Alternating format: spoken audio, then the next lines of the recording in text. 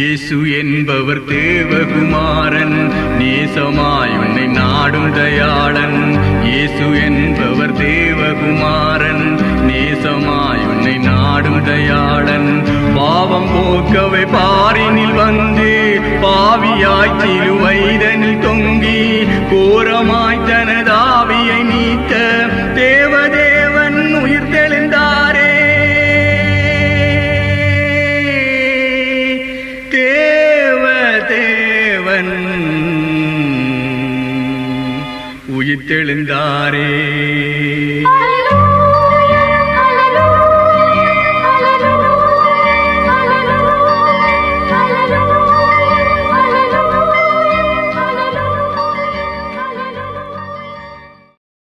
கர்த்தருக்குள் அன்பானவர்களே, அனுதினமும் கிறிஸ்துவுடன் தியான வேலைக்கு உங்களை அன்புடன் அழைக்கிறோம்.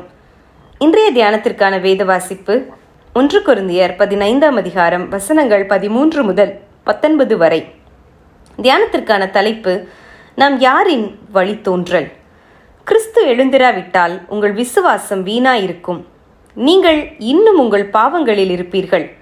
1 கொரிந்தியர் 15:17.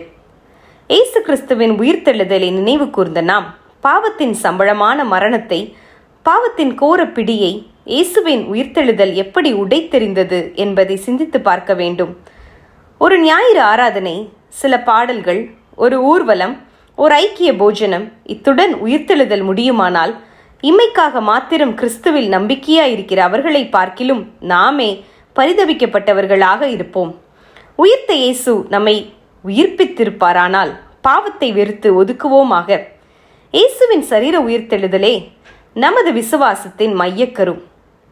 கிறிஸ்து உயிர்த்தெழுந்ததினாலே உயிர்த்தெழுதல் மற்றும் நமது வாழ்வின் முழு அதிகாரத்திற்கும் அவரே உரித்தானவரானார். ஆண்டவர் வெறுமனே மரித்திருந்தால் பாவத்திலிருந்து நாம் விடுவிக்கப்பட்டிருக்க முடியாது.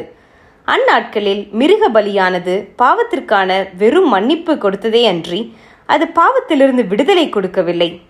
கிறிஸ்து மரித்து உயிர்த்தெழுந்ததாலேயே நமக்கு பாவ மன்னிப்பு மாத்திரமல்ல, பாவ பிடியிலிருந்து விடுதலையும் கிடைத்தது. இதுவே சத்தியம், இதுவே நமது விசுவாசம்.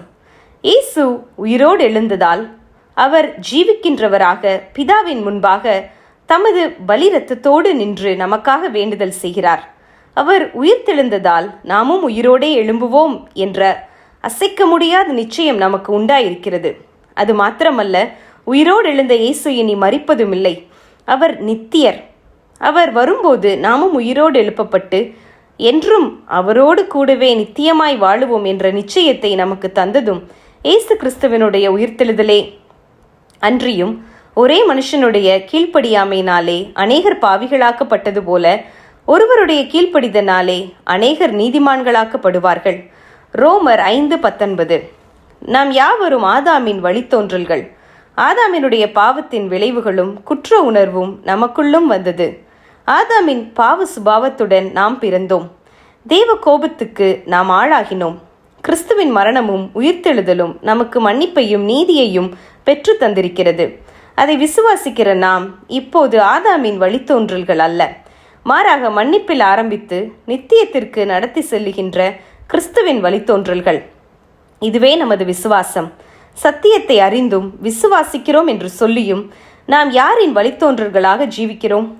உயிர்த்தெழுந்த ஆண்டவரை தரித்தவர்களாக நித்தியத்திற்கான ஓட்டத்தில் ஓடுகிறோமா, அல்லது என்ன செய்கிறோம்? ஜெபம் செய்வோமா?